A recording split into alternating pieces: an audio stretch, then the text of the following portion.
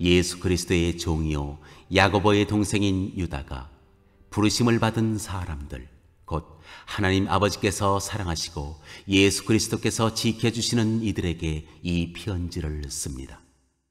자비와 평화와 사랑이 여러분에게 가득하기를 빕니다. 거짓 교사들에게 내릴 심판.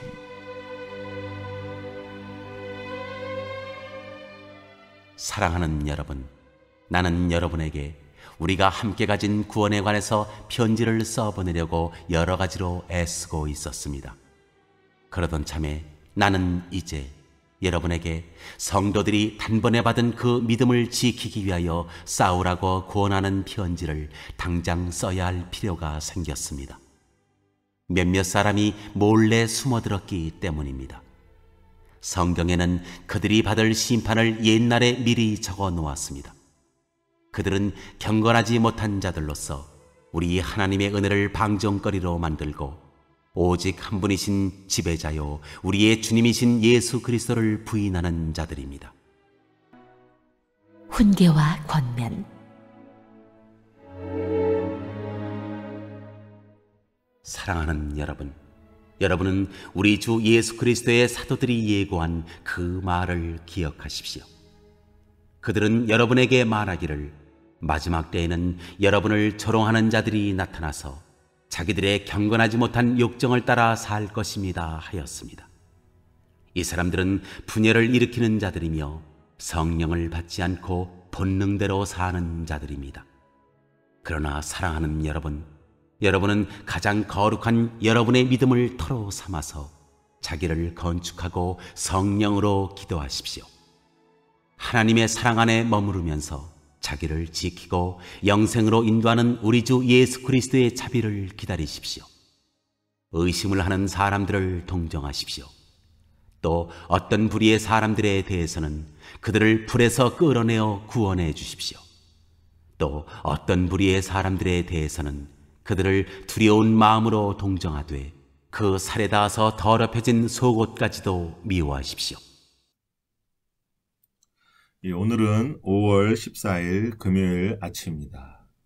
오늘 저에게 주신 하나님의 말씀은 유다서 1장입니다. 유다서도 한 장으로 되어 있죠. 그러나 앞에 보셨던 요한 3서가 한 장으로 되어 있고 더 짧아서 유다서는 두 번째로 짧은 신약 성경의 성경책입니다. 유다서의 내용은 우리 앞에 쭉 보셨던 일반 서신의 내용처럼 또 요한계시록까지 포함해서요, 영지주의적 이단과 그들의 거짓 교훈에 대해서 그 위험성을 알리고 멀리하라고 경계하고 분명하게 분별하고 그들을 용서치 않을 것을, 그들의 파멸을 선언하는 그러한 내용으로 되어 있습니다. 지난주에 보셨던 베드로 후서 2장과 내용도 거의 비슷하고 구조도 거의 비슷합니다. 그래서 베드로 후서 2장을 참조하시면 되겠습니다. 오늘 1절부터 보시면요, 예수 그리스도의 종이요 야고보의 동생인 유다가, 누가 썼죠? 유다가 썼습니다. 유다가 누구냐면요, 예수 그리스도의 종이요 야고보의 동생인 유다가. 야고보의 동생이죠. 야고보는 누구죠? 예수 그리스도의 동생이죠. 그러나 이 유다는 예수 그리스도의 동생이라고 쓰지 않고 예수 그리스도의 종이요 야고보의 동생이라고 이렇게 겸손하게 썼습니다.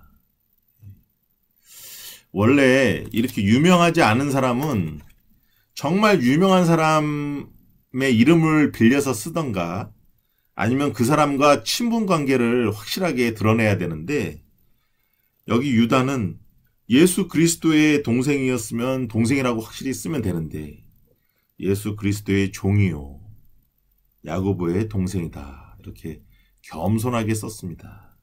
그래서 유다가 쓴 것이 거의 확실합니다. 예수님의 동생 유다가 썼습니다. 이 편지를 왜 썼다고 하죠? 3절 보시겠습니다. 사랑하는 여러분, 나는 여러분에게 우리가 함께 가진 구원에 관해서 편지를 써 보내려고 여러 가지로 애쓰고 있었습니다. 그러던 참에 나는 이제 여러분에게 성도들이 단번에 받은 그 믿음을 지키기 위하여 싸우라고 권하는 편지를 당장 써야 할 필요가 생겼습니다. 이 편지를 쓴 이유가 나오죠. 여러분이 은혜로 단번에 받은 그 믿음을 지키기 위해서 싸워야 된다고 그렇게 권하는 편지를 당장 써야 할 필요를 느꼈기 때문에 지금 씁니다. 그렇게 이야기하고 있습니다. 모든 편지들이 그렇게 목적이 분명합니다. 편지 쓸 내용도 없는데 그냥 시간이 남아서 쓰는 편지는 없잖아요. 반드시 내가 그 사람에게 말해주고 싶은 분명한 목적이 있기 때문에 우리는 펜을 들고 편지를 씁니다. 반드시 편지를 받는 쪽에서 문제가 있기 때문에 내가 그 문제를 어떻게 하면은 해결하도록 도와줄까 하는 마음에서 펜을 들게 되는 것이죠. 그냥 쓰는 편지는 없습니다. 편지는 그래서 꼭 목적이 있고 이유가 있습니다. 더 자세한 내용이 뒤에 나옵니다. 4절입니다.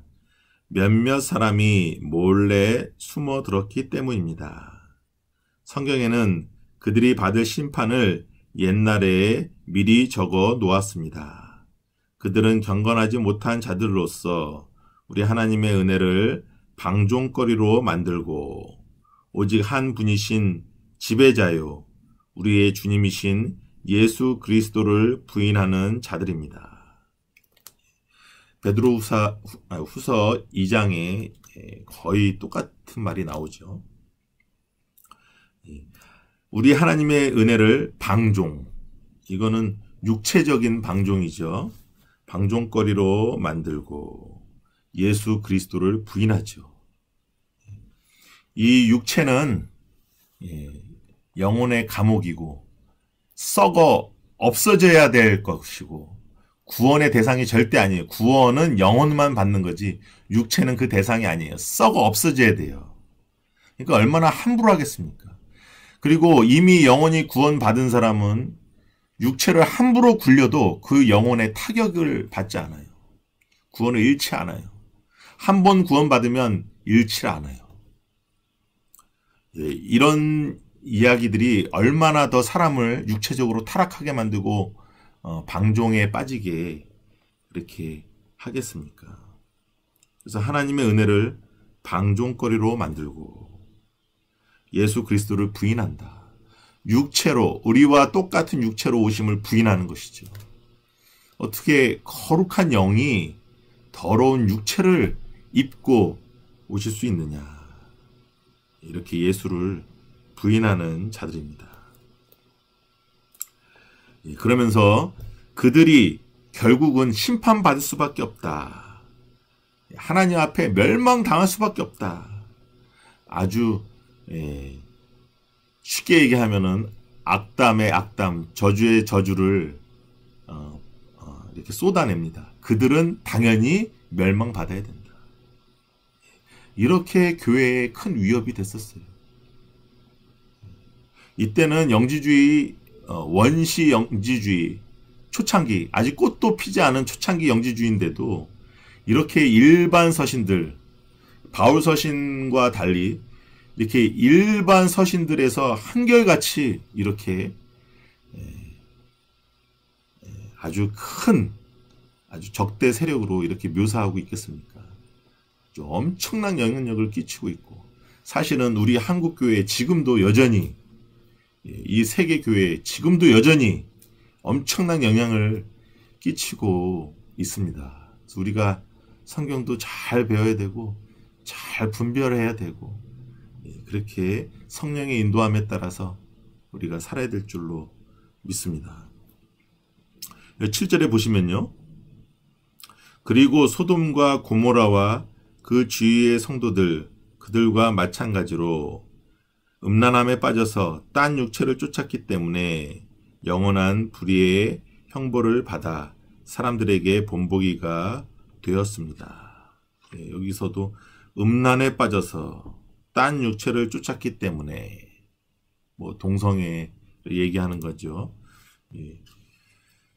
이렇게 음란, 성적 이런 해방과 타락에 대해서 그들의 마지막은 형벌밖에 없다. 이렇게 과거 얘기를 하면서 그들이 형벌이 정해져 있다. 이렇게 얘기하고 있습니다. 10절에 보시면은 그들은 이성이 없는 짐승들처럼 본능으로 아는 것 바로 그 일로 멸망합니다. 이들을 이성이 없는 자들로, 짐승들로 묘사하죠.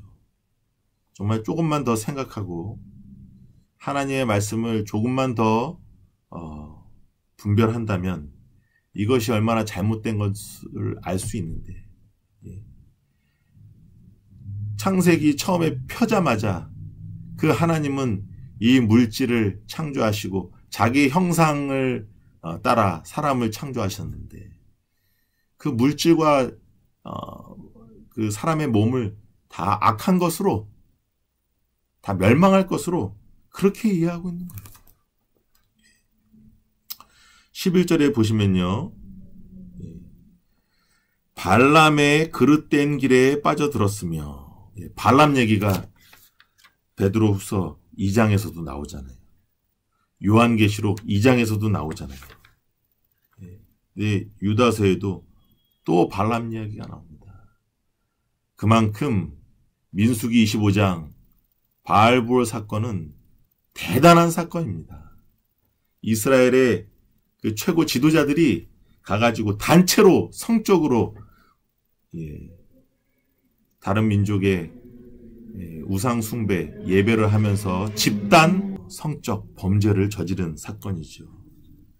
발람이 또 나옵니다. 이렇게 영지주의자들이 이 성적으로 문란하고 이렇게 타락한 것을 갖다가 최고로 잘 설명할 수 있는 게 이 발람이죠. 발람의 그릇된 길에 빠져들었다. 요한계시록에도 똑같고요. 결국 그들은 하나님 앞에 멸망받을 수밖에 없다. 16절까지 그들의 정해진 심판에 대해서 이렇게 성경의, 구약 성경의 이야기를 쭉 훑으면서 얘기하고 있습니다. 17절로부터 마지막까지는 그렇다면 성도들은 어떻게 살아야 되는가? 성도들이 살아야 될 그 행실에 대해서 권면하고 있습니다. 17절입니다. 사랑하는 여러분, 여러분은 우리 주 예수 그리스도의 사도들이 예고한 그 말을 기억하십시오. 그들은 여러분에게 말하기를 마지막 때에는 여러분을 조롱하는 자들이 나타나서 자기들의 경건하지 못한 욕정을 따라 살 것입니다. 하였습니다.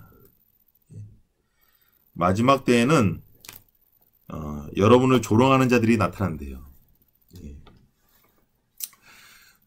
한국의 94년도인가요? 애인인가? 그 드라마 이후로 한국이 성적으로 굉장히 개방되고 또 결혼한 남녀가 따로 사귀는 애인이 없으면 건강치 못한 사람이다. 당연한 추세로 그렇게 세상은 그렇게 가지 않습니까? 한 가정을 지키고 나에게 주신 부인과 나에게 주신 남편과 나에게 주신 자녀를 잘 케어하고 한 가정을 지키는 것이 조롱거리가 되는 거예요. 조롱거리가. 야, 너는 육체적으로 이상이 있냐? 너는 무슨 재미로 사냐? 하나 이야기를 나눌 수 있는 여자친구, 남자친구가 하나씩은 있어야지. 하면서 우리를 답답하다고 조롱하잖아요. 이 세상 문화는. 그러한 세대 속에서 우리는 살고 있습니다. 그러면서 자기들의 경건하지 못한 욕정을 따라 살 것입니다. 예, 자기들은 성적으로 아주 자유와 해방을 다 누리면서 사는 것이죠. 예, 그것을 떳떳하게 자랑하고 그것이 더 능력 있는 것이냐. 예, TV 드라마 보세요. 예, 별하별 관계, 별하별 스토리가 다 있지 않습니까? 예, 그 전문가들이 얘기하는 거 보면 그거는 오히려 이렇게 약화돼서 표현한 거래요. 실제적인 삶에는 진짜 입에 담을 수도 없는 그러한 관계들 더 많다는 것이죠. 예, 여러분들 마지막 때가 되면 그것을 더 자랑하는 거예요. 이 사람들은 분열을 일으키는 자들이며 성령을 받지 않고 본능대로 사는 자들입니다. 그러나 사랑하는 여러분은 가장 거룩한 여러분의 믿음을 터로 삼아서 자기를 건축하고 성령으로 기도하십시오. 영생으로 인도하는 우리 주 예수 그리스도의 자비를 기다리십시오. 23절입니다. 또 어떤 부류의 사람들에 대해서는 그들을 불에서 끌어내어 구원해 주십시오. 우리가 정말 성령에 충만하다면 이들의 물드는 것이 아니라 거기에 빠져있는 사람을 불에서 끌어낼 수도 있는 것이죠. 그리고 또 어떤 부류의 사람들에 대해서는 그들을 두려운 마음으로 동정하되 정말 두렵고 떨리는 마음으로 그들을 긍휼히 여기되 그 살에 닿아서 더럽혀진 속옷까지도 미워하십시오. 그들의 거짓 사상에 물들어 있고 영지주의적 가르침에 함몰되어 있는 그들과 교제도 나누지 말고 그 살에 닿아서 더럽혀진 속옷까지도 미워하십시오. 미워하되 철저하게 미워하라는 것이죠. 죄를 미워하고 사람은 사랑하라 그러지 않습니까? 그 살에 닿아서 더럽혀진 속옷까지도 미워하라고, 철저히 미워하라고 이렇게 가르치고 있습니다. 우리도 거짓에 대해서 정말 하나님 말씀과 달리 잘 분별해서 거짓에 대해서는 우리가 싸워야 되고 그렇게 철저하게 피를 흘리면서 싸워야 될 줄로 믿습니다. 우리가 지금 성경을 일반 서신과 이제 요한계시록까지 들어가는데 하나님이 우리에게 철저하게 가르쳐주고 계시네요. 하나님이 우리에게 성령으로 인도하여 주시고 분별력을 허락하여 주셔서 우리가 이 어지러운 이 혼란한 세대 가운데서 우리가 영적으로 잘 분별하고 하나님의 말씀을, 진리의 말씀을 잘 분별하여 받아들이고 그렇게 살고 하나님과 깊은 교제에 나아가는 저와 여러분이 되었으면 좋겠습니다. 기도하시겠습니다. 하나님 아버지 감사합니다.